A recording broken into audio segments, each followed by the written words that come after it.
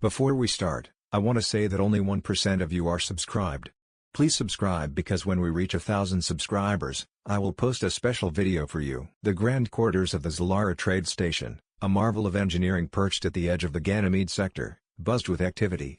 Merchants from countless galaxies exchanged goods, stories, and gestures peculiar to their cultures. Amid the kaleidoscope of aliens, Jack Weaver maneuvered with the ease of a seasoned trader, his eyes alert for potential business. As he approached a crowded booth showcasing exotic minerals, a slight commotion at the next stall drew his attention. A group of traders was gathered around an alien with bright, iridescent skin, a member of the Lysrian species, known for their advanced biological sciences. "I'm sorry, could you pass me that sample over there?" a melodious voice asked. Jack turned to see the speaker pointing towards a crystalline structure that shimmered with internal light. "Sure thing," Jack replied, handing over the sample. As their hands briefly touched, the alien flinched, a glow emanating from her skin. "Oh, I didn't mean to startle you," Jack said, retracting his hand quickly. The alien, who introduced herself as Zilara, chuckled softly. "It's not you. My species has a heightened response to physical contact. It's quite rare for us to touch other species. But I'm here to learn." Intrigued, Jack smiled. "Jack Weaver. I'm a bit of a rover myself. Picking up oddities from one corner of the galaxy and dropping them off at another. What brings you to Zilara?" "I'm Zilara," she responded, her eyes reflecting a studious curiosity. "I'm studying interstellar biologies. Each species has so much to offer, so much to understand. And sometimes, unexpected reactions offer the best learning experiences, don't you think?" Jack nodded, his interest piqued. "Absolutely. Humans might not change colors, but we've got a few other tricks. Ever tried a human drink called coffee?" Zilara's eyes widened. "I've read about it. A stimulant, correct? I would love to try some." With a laugh, Jack gestured for her to follow. "Come on, there's a place here that sells a decent brew. I warn you, it's a bit strong for some." As they made their way to the cafe, they passed by stalls filled with technological gadgets, aromatic spices, and handmade textiles. Zilara was keenly interested in everything, asking numerous questions that made Jack see the familiar items in a new light. At the cafe, they sat at a small, round table. Jack ordered 2 coffees and watched as Zilara cautiously sipped hers, her expression morphing from apprehensive to delighted. "This is marvelous. It has a complex flavor profile. Bitter, yet somehow invigorating," Zilara remarked, analyzing every sip. Jack chuckled, enjoying the enthusiasm. "Glad you like it. Humans have a saying, coffee, the favorite drink of the civilized world."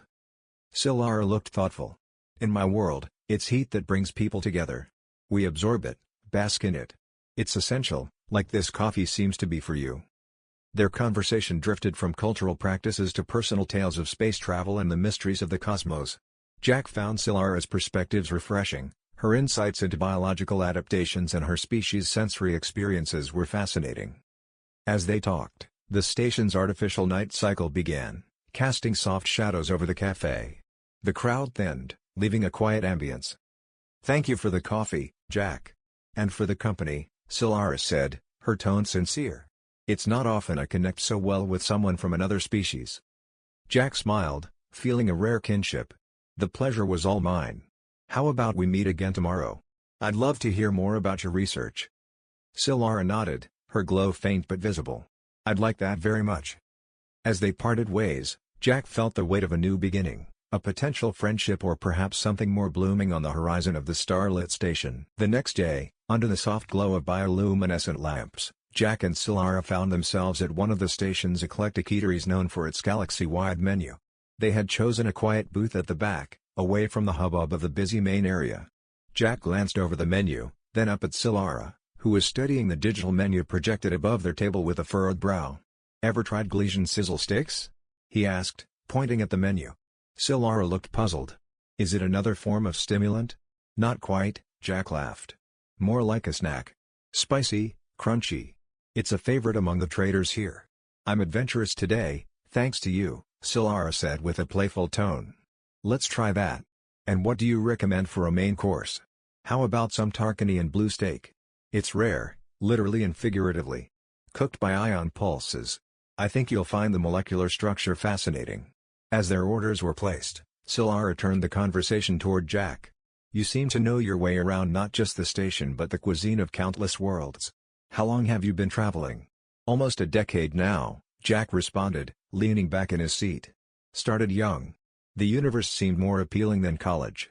Every planet is a new chapter, every species a new story. How about you? Lizria must be quite different from this place. Oh, vastly, Solara agreed, her voice tinged with nostalgia. Lizria is serene, mostly water. We live in harmony with our environment. Our cities float and move with the currents. It's peaceful but doesn't quench the thirst for knowledge, which is why I'm here. Their appetizer arrived, and Solara cautiously tried a piece. Her expression transformed into one of delight. This is delicious. The spices are intense but in a harmonious way. Jack grinned, pleased. Wait till you try the steak. So, your work, does it involve a lot of travel? It does now, she replied. Studying biological adaptability requires a broad sample pool. But I find the cultural exchange just as enriching. Like this, she gestured around them, learning through cuisine. Their main course arrived, and the conversation deepened. Solara was curious about human customs, particularly their expressions of emotions. Humans seem to wear their feelings openly. It's not common for many species. Is it not dangerous, showing so much of yourself? Jack considered this for a moment. It can be. But it's also how we connect. Fear, joy, sadness, it's universal, isn't it? Doesn't your species feel? We do, but our expressions are more subdued. Our emotional spectrum isn't as broad. What you see as joy, we might perceive as an overwhelming surge of energy. As they ate, Jack shared stories from Earth and his travels, about deserts that bloomed once every decade, oceans that glowed with bioluminescent waves, and cities that sprawled for miles with architecture that defied gravity. Solara listened, utterly engrossed. And what of love? She suddenly asked. In many texts, it's described almost like a force of nature for humans. Jack paused, a piece of steak halfway to his mouth. It is, he said after swallowing. It's powerful, sometimes painful. It drives a lot of what we do. Why do you ask?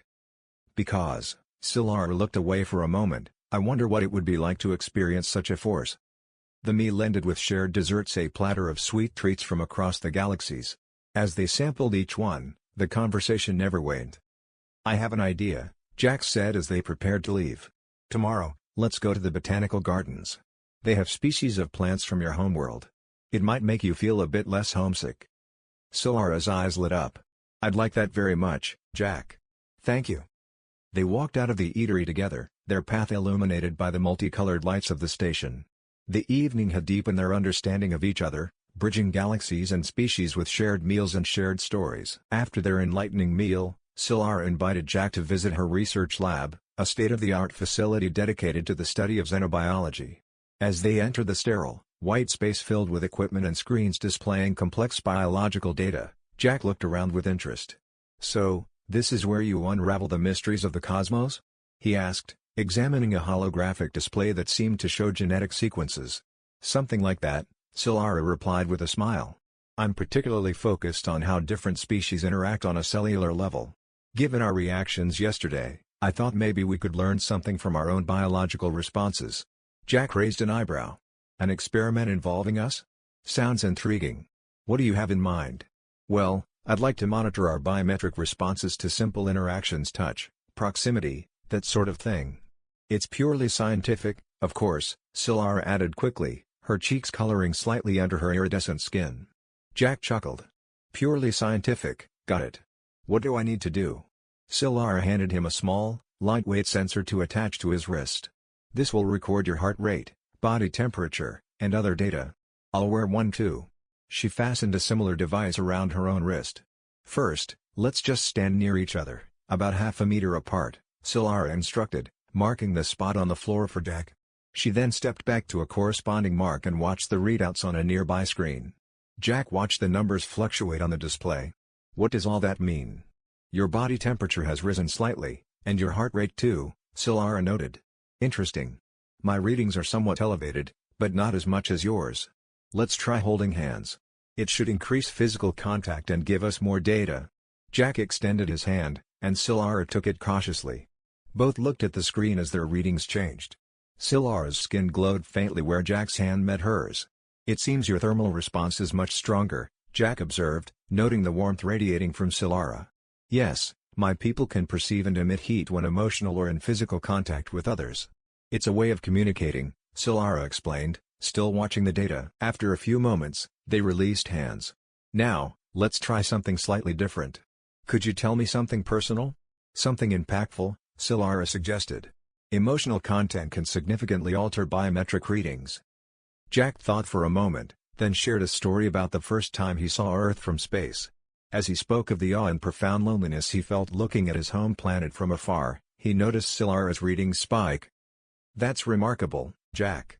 Your narrative altered your physiological state, and oddly, mine as well, she said, looking from the data to Jack. Your emotions are quite potent. And your reactions are fascinating, Jack responded, intrigued. There's a lot we don't know about how emotions can transcend species. Solara nodded. Indeed. For my final test, could you describe how you felt yesterday during our meal? Jack recounted his feelings of curiosity and connection, trying to articulate the sense of camaraderie he had felt. As he spoke, both their sensors recorded significant changes. This is extraordinary, Solara murmured. Our interaction might be influencing a greater physiological response than I anticipated. Jack grinned. Seems like we're good for each other's science, at least. As they concluded the experiment, Solara was thoughtful. This data could help bridge understanding between species. You've been an excellent participant, Jack. Anytime, Solara. It's not every day you get to be part of groundbreaking research. And, maybe there's more to explore here, beyond the data. Solara agreed, her eyes reflecting a mixture of scientific excitement and personal interest. Yes, I think you're right. There's much more to learn. Their scientific collaboration had unexpectedly veered into personal discovery, leaving both Jack and Solara anticipating their next meeting with a mix of professional curiosity and newfound friendship. Later that evening, Jack and Solara decided to meet at the observatory deck, a serene spot known for its panoramic views of the cosmos. The deck was dimly lit, allowing the stars and nebulae to cast their celestial glow over the area. Solara seemed pensive as she gazed out at the starry expanse, her sensor bracelet still on her wrist. This place. It's breathtaking, Jack murmured, standing beside her and following her gaze. Yes, it reminds me of home in some ways, the vastness, the quiet, Solara replied, her voice soft. Jack, I've been analyzing the data from our experiment today. There's something I need to discuss with you. Oh? Jack turned to look at her, intrigued by her serious tone. When we touched, and when you shared your emotions, my physiological responses were off the charts. Not just scientifically significant, personally overwhelming. I've never experienced anything like that before. Human, what are you doing to my body? I'm burning up. Solara expressed, almost in disbelief. Jack blinked, surprised by her candidness. I'm not sure what to say. I felt something too, but I didn't realize it was so intense for you. It's more than intensity. It's as if my body is reacting in ways that are meant for deeper connections. It's both fascinating and a bit unnerving, Solara confessed, turning to face him fully. Deeper connections? Like emotional ones? Jack asked, trying to understand. Yes, exactly. Our species can form bonds, but what I felt with you, it's different. Stronger. More profound, Solara explained, her gaze locked with his. Jack took a moment to process her words. Solara, I think I feel it too. There's something between us, isn't there? Something more than just curiosity or friendship. Solara nodded, her expression earnest. I believe so. And I think we should explore it, but carefully. We don't fully understand what this means, especially not with the species barriers. Then let's figure it out together, Jack suggested, his voice steady despite the racing of his heart. Whatever this is, I want to understand it. Not just for science, but for us. Solara's lips curved into a gentle smile. I'd like that. Let's take it one step at a time. Their conversation continued, each sharing thoughts and feelings, diving deeper into not only what made them different but also what drew them so mysteriously together. They discussed potential risks and decided to keep their explorations discreet, aware of the potential cultural complications. As the station's night cycle deepened, the stars outside seemed to shine even brighter, reflecting perhaps the burgeoning connection between the human and the Lyrian. Before they parted, Jack reached out hesitantly and took Solara's hand. This time, the contact was warm, comforting. Right. See you tomorrow, Solara. And thank you, for trusting me with this. With us, Jack said, his voice low. "Thank you, Jack, for being here, for being you," Solara replied, squeezing his hand gently. They left the observatory deck with a new sense of purpose, their minds racing with possibilities and their hearts with a warmth that felt both alien and familiar. As they went their separate ways, the echo of their intertwined pulses seemed to linger in the air, a silent testament to the unexpected path they had begun to tread together. The door to Jack's quarters hissed gently shut behind Solara, enveloping the room in a soft, intimate silence. The quarters were modest but neatly kept, with a small seating area and a view of the distant stars. Solara looked around, taking in the personal touches, a few photographs from Earth, models of ancient spacecraft, and books on various shelves. "Make yourself comfortable," Jack offered, indicating the plush sofa. He went to a small machine on the counter. "Would you like something to drink? Coffee, maybe?" Solara smiled at the mention of their first shared experience. "Coffee would be lovely, thank you." As Jack prepared the drinks, Solara sat down, her sensor bracelet catching the light. "Your quarters feel very human," she observed, trying to make sense of the unfamiliar yet intriguing decor. "That's the idea," Jack chuckled, bringing over 2 steaming cups. He sat opposite her, his demeanor relaxed yet attentive. "It's my little piece of home. Helps keep the space madness at bay." They sipped their coffee, and after a moment, Jack set his cup down. "Solara, about what we talked about on the observatory deck." "Yes, I've been thinking about that too," she interjected gently. "It's new territory for both of us. I appreciate your willingness to explore this connection." Jack nodded, his gaze steady. "I think it's worth understanding, no matter where it leads. But I want to make sure we're both comfortable with every step we take." Solara's face lit up with a soft glow, a sign of her emotional response. "I'm glad to hear you say that. In my culture, consent and comfort are paramount, especially in matters of personal bonding." Encouraged by her words, Jack reached out slowly, placing his hand near hers but not touching, a gesture of respect and invitation. Solara looked at his hand, then met his eyes, and deliberately moved her hand to rest lightly atop his. The warmth from her skin was immediate, and Jack felt a tingling sensation that was both pleasant and startling. "Solara, when I touch you, it's like there's a circuit that completes. Something energizes," Jack confessed, searching her face for any sign of discomfort. "For me, it's warmth. A warmth that doesn't burn but fills me with light," Solara explained, her voice soft. "I feel it now, stronger because I think it's not just physical. It's emotional, too." They continued to talk, their conversation drifting from their feelings to discussions about potential implications. They discussed how to balance their personal explorations with their professional duties on the station, conscious of the need for discretion. After a long, thoughtful dialogue, Jack suggested, "Maybe we should document our experiences, scientifically.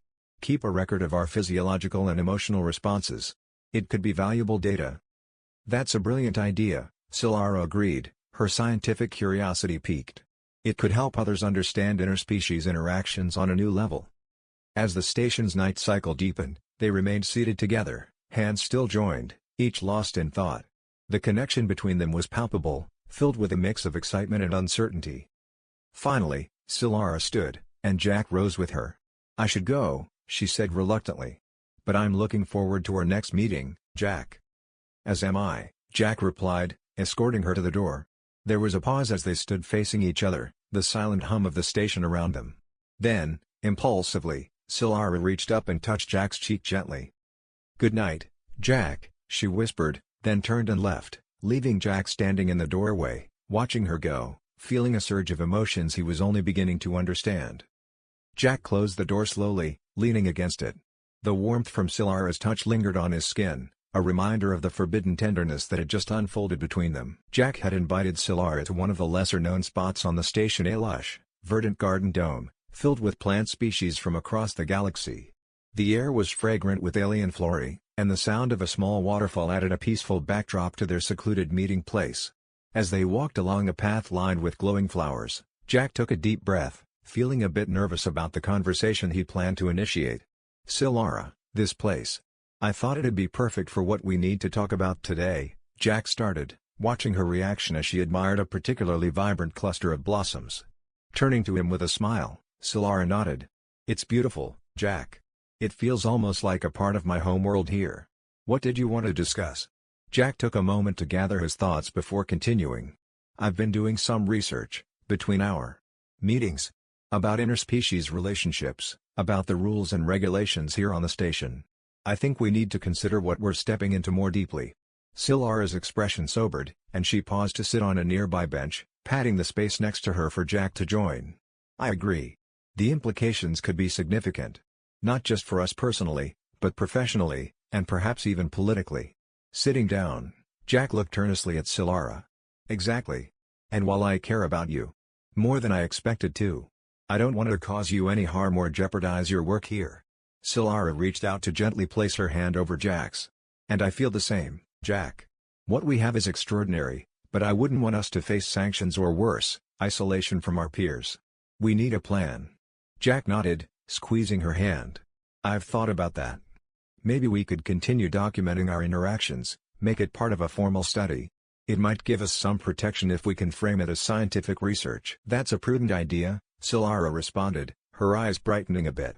We could present it as a project studying emotional and physiological responses in interspecies interactions. It would be groundbreaking work. And it could help us understand not just our own relationship, but also assist others who might find themselves in similar situations, Jack added. As they discussed potential methodologies and documentation, the conversation turned back to their feelings and the emotional impact of their connection. Jack, despite the risks, being with you, it's opened up new worlds for me. Literally and metaphorically, Silara confessed, her voice soft. Jack turned to face her more fully, his expression earnest. Silara, I feel the same. There's nowhere else I'd rather be than here with you, figuring this all out. They spent the next few hours detailing how they might structure their research, interspersed with personal stories and quiet moments of shared affection. It was both a planning session and a confirmation of their deepening bond. As the station's artificial light began to dim, simulating the end of the day, they prepared to leave the dome. Jack held Silara's hand firmly as they walked back toward the more populated areas of the station. Thank you for today, Jack. For everything, Silara said, stopping to face him before they exited the dome. Jack smiled, leaning in to gently kiss her forehead. Thank you, Silara. For trusting me, for this journey we're on. Let's see where it leads us. With a final squeeze of hands, they parted ways, each filled with a mixture of caution and excitement about the future they were crafting together. This was not just a romance, it was an exploration into the unknown realms of art and science. Jack and Silara stood together outside a large, austere conference room where leaders of various species gathered for station-wide governance. Today, they would present their case, not just as two individuals who had unexpectedly found each other but as advocates for a broader understanding of interspecies relationships. Jack adjusted his collar, a nervous gesture, as Silara reviewed notes on her digital pad.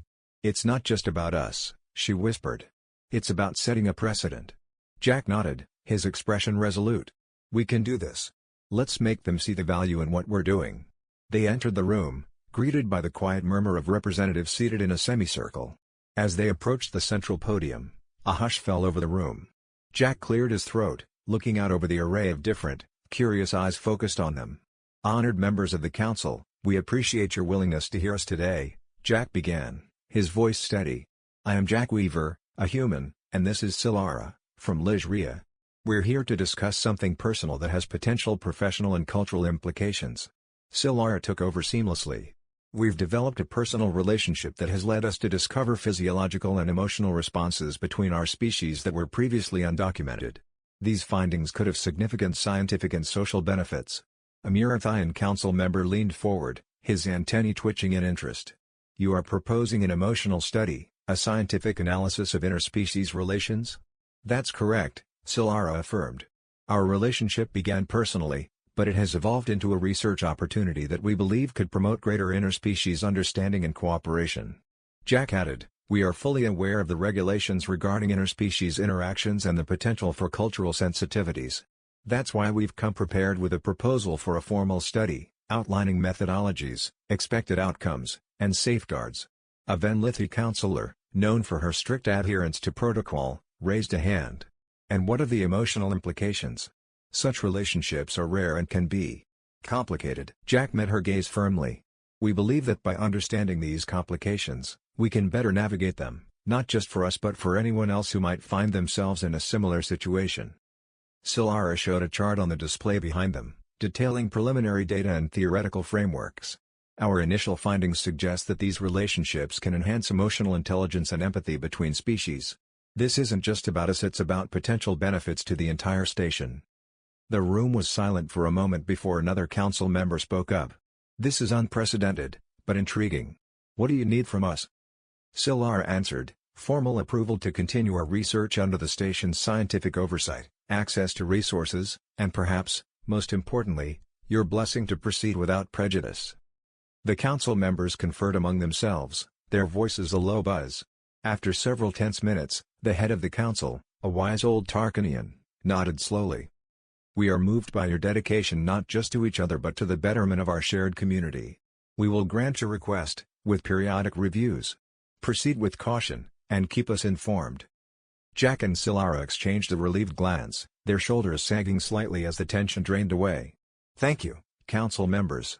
We are committed to transparency and integrity," Jack said, gratitude evident in his tone. As they left the room, their steps lighter than when they had entered, Silara squeezed Jack's hand. "We did it, Jack. Now the real work begins."